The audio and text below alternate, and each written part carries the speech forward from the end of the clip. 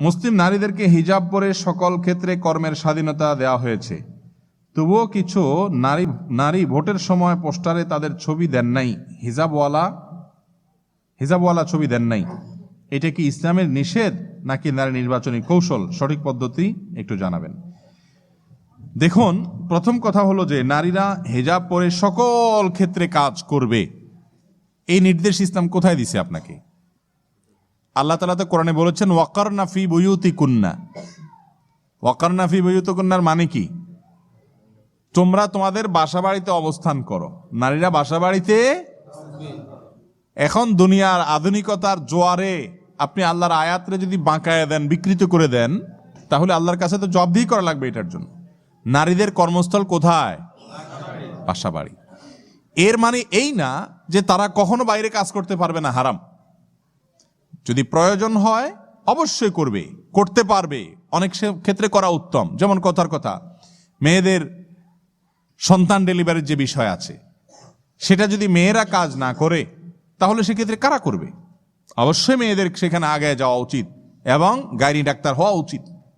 প্রতিকূল পরিবেশের মধ্যেও যতটুকু সম্ভব নিজেকে সর্বোচ্চ চেষ্টা করে নিজের ঈমান, আমল, পর্দা, পুশিদা, হেফাজতে রেখে হলেও ডাক্তার হতে হবে। একইভাবে মেয়েদের উপকারী যে সমস্ত কাজগুলো, মেয়েদের উপযোগী সার্ভিস দেওয়ার জন্য প্রয়োজন হয়, সেগুলোর জন্য তারা বাইরে যাবে, শিখবে, জ্ঞান অর্জন করবে, সবই ঠিক আছে। আর ব্যবসা বাণিজ্য সেটাও তারা করতে পারে, কিন্তু ওই যে আম্মা জান খাদিজা রাদিয়াল্লাহু তাআলা আনহা ব্যবসা করেছেন না করেন নাই?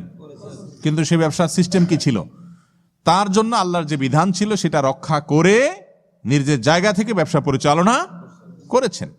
এখন নারীদেরকে সব ক্ষেত্রে নিয়ে যেতে হবে, এটা মৌলিকভাবে আল্লাহ নির্দেশ দেন নাই। কোন নারী তিনি উপার্জন করতে বাধ্য, তার উপার্জন অক্ষম কেউ নাই, তিনি বাহিরে গেছেন, পর্দা পর্দা রেখে তুমি তার সাথে তিনি আপনার উপার্জন করেছেন, তার জন্য জায়েজ আছে।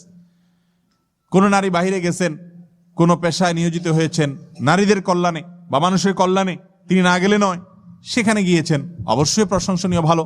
কিন্তু আমভাবে সব নারীদেরকে বাহিরে সব গিয়ে কাজ করার নির্দেশ মৌলিকভাবে ইসলাম দেয় নাই।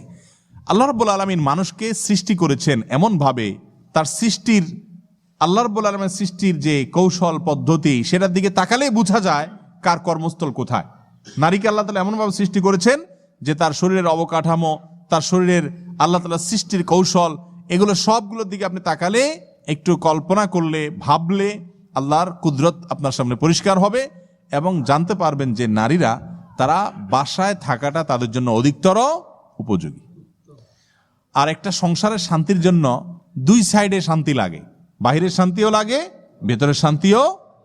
শুধু পয়সা দিয়ে তো সংসারের শান্তি হয় না। পয়সা করে যেমন লাগে, ওইগুলার আপনার ম্যানেজমেন্টের জন্য বাসার ভিতরে সেই ব্যবস্থাপনাও লাগে। এই জন্য নারীদেরকে বাসার বাহিরে প্রয়োজনে অপ্রয়োজনে গণহারে বের করে দেওয়ার ভিতরে কোনো কল্যাণ নাই। আর দ্বিতীয়ত হলো, আল্লাহ তাআলা নারীকে তার সৌন্দর্য এটা ঢেকে রাখতে বলেছেন, ওয়ালা ইউবদিনা যিনাতাহুন্না। নারীরা তাদের সৌন্দর্য কি করবে না? প্রকাশ করে বেড়াবে না। তো পোস্টারে কেন একজন নারী তার ছবি দিবে? কি কারণে দিবে? অতএব এই ছবি দেয়া মানে তো হলো নিজের সৌন্দর্য কি করা? প্রকাশ করা। সৌন্দর্যের রাজধানী তো হলো চেহারা, ঠিক না? ঠিক। পুরো শরীরের মানুষের রূপ লাবণ্য সবচেয়ে বেশি ফুটে ওঠে কোথায়? চেহারায়। অতএব সেটাই যদি আপনি প্রকাশ করেন আর পোস্টার দিয়ে বেড়ান, তাহলে কিভাবে সৌন্দর্য ঢাকা হলো? বিধায় এক্ষেত্রে শরীয়তের নির্দেশনা একেবারে পরিষ্কার। A to Z Bangla, follow the rules of Islam.